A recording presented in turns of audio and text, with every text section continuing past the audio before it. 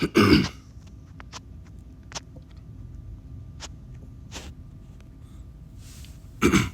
right, Shalom. Excuse me. I'd like to start off by giving all praise, honor, and glory to Yahweh, Bahashem, Yahweh Shai, Bahashem, Rakakwadash. Peace and blessings to all the brothers in this truth. It's your brother Quinai back at you with another lesson. I'm going to entitle this one, Every People is Not the Lord's People. Every people is not the Lord's people, right?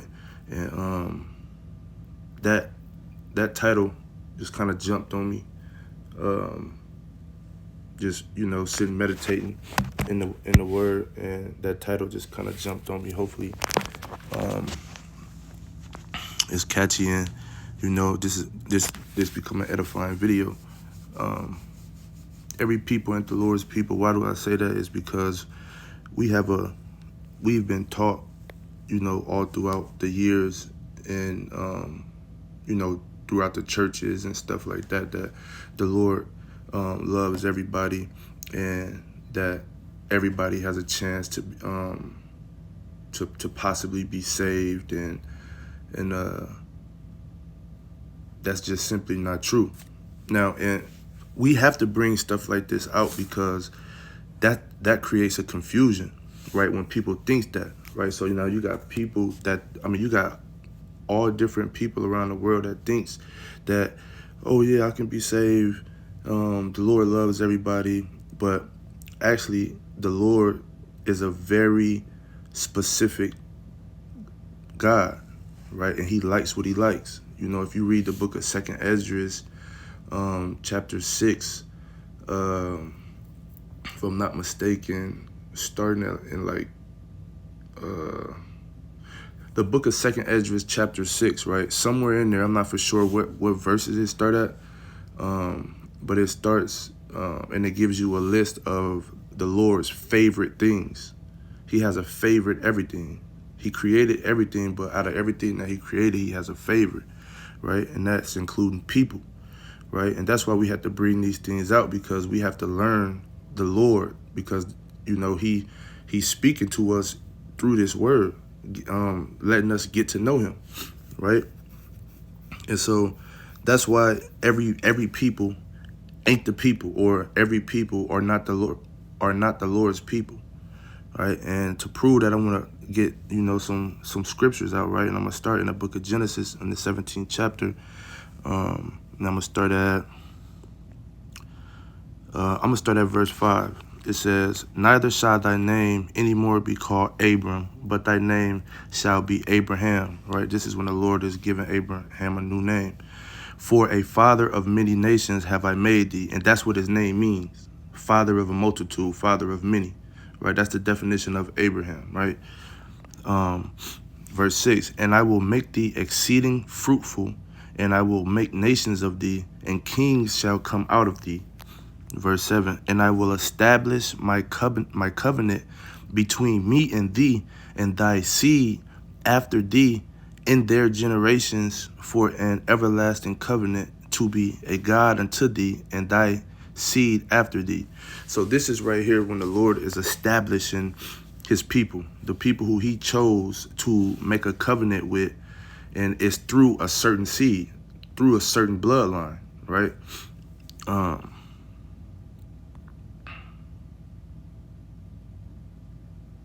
And I'm going to read verse 8 too. It says, "And I will give unto thee and to thy seed after thee the land wherein thou art a stranger, all the land of Canaan, for an everlasting possession, and I will be their God."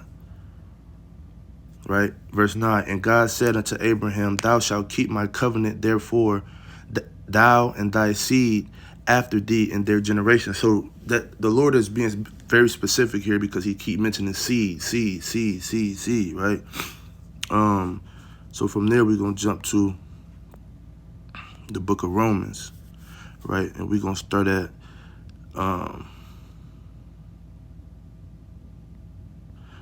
verse 6.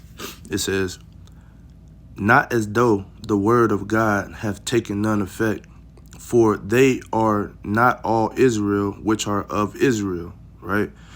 Neither because they are the seed of Abraham are thy all children. Salakia, verse 7. Neither because they are the seed of Abraham are they all children, but in Isaac thy seed shall be called. So now what it's saying right there is because Abraham had more than one son, right? He had more than one son. But it's the Lord is being specific which one of his sons that he's choosing to make the covenant with out of all his sons that he had. I'm not for sure how many sons he had. I only know of like 2, right? I know of Ishmael and Isaac, right? But if I'm not mistaken, I'm almost positive he had more than that, right? So I only know of those 2, right? So he's saying out of not, I'm gonna read it again. Verse 7, neither because they are the seed of Abraham, right? Meaning just because you come out of, just because you come out of Abraham, am I making the seed with, am I making a covenant with all of his seed, right? It's neither because they are the seed of Abraham are they all children, but in Isaac shall thy seed be called. So he's being specific, saying that, no, I'm not making this covenant with every one of Abraham's seeds, with every one of Abraham's children. I'm making this covenant with one of his children, right? It's this is verse 8. That is, they which are the children of the flesh, these are not the children of God. So the children of the flesh would be the other children, the other seeds that are not the chosen seed out of Abraham, right? Hopefully I'm not losing you. But the children of the promise are counted for the seed. So now the children of the promise is the children who he made the covenant with, which was Abraham's seed, but not all of his seeds, just one of his seeds, right? Right now, okay, now so from there, we're gonna go through, we're gonna jump to Genesis, and I'm gonna start at verse 10. This is Genesis 21. I'm gonna start at verse 10, showing you that the Lord was not dealing with, it's a precept to what we just read in Romans, right? This is Genesis 21, verse 10. Wherefore she said unto Abraham, cast out this bondwoman and her son, for the son of this bondwoman shall not be heir with my son, even with Isaac, right? And the thing was very grievous in Abraham's sight because of his son. So his wife Sarah is at the time couldn't bear, right? His wife Sarah at the time couldn't bear, so she told him that he could have a baby with their bondwoman, right, which is their maid. So he did, and that's where you got Ishmael from, which is the so-called Arab man today, right? Biblically, they are the Ishmaelites. So after that, she became jealous, and she told him to cast her out, right? Her and the baby, get them out of here, right? And Abraham was feeling grievous about it because that's his son. He didn't want to do that, right? But now check this out. This is verse 12.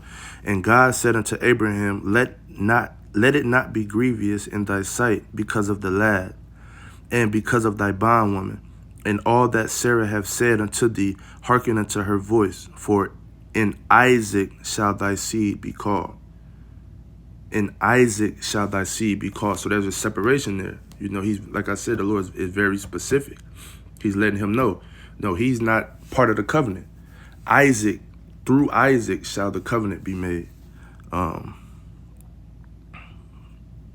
also of the verse 13, and also of the son of the bondwoman will I make a nation, because he is thy seed. So they got a blessing, you know what I'm saying? So the Lord, he blessed them, but not according to the promise, the covenant that he made with us directly from him, right? Okay, so now that we got the seed established, right? So now through that seed, right, there was a covenant made, right? And the covenant was the law, right? Which we still under today. We still under the law, the old covenant, right? Because the new covenant not going to be established until our King Yahushua comes on the scene, right? And set up the new kingdom.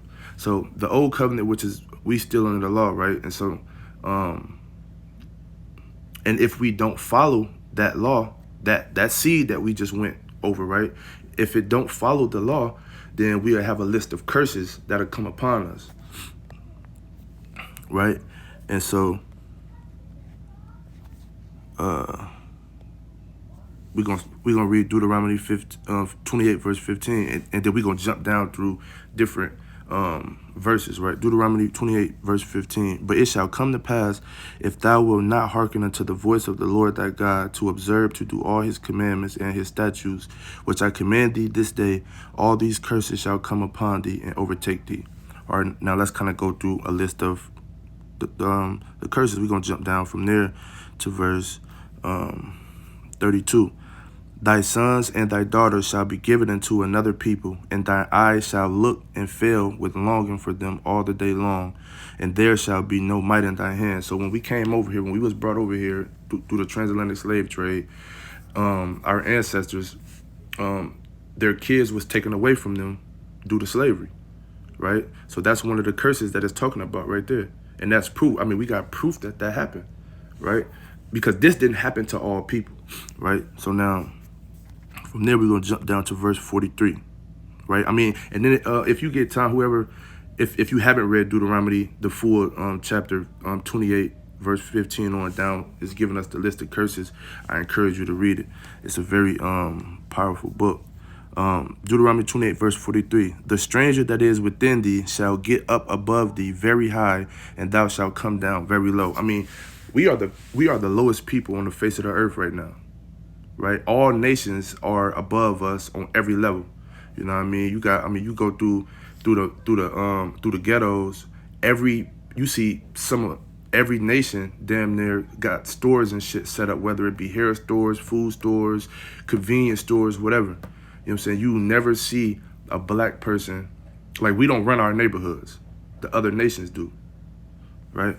So that is getting into that right there in verse 43. But our biggest stranger is the man we was in captivity under, which is the so-called white man, Esau, Edom, right? Verse 44, he shall lend to thee, and thou shalt not lend to him.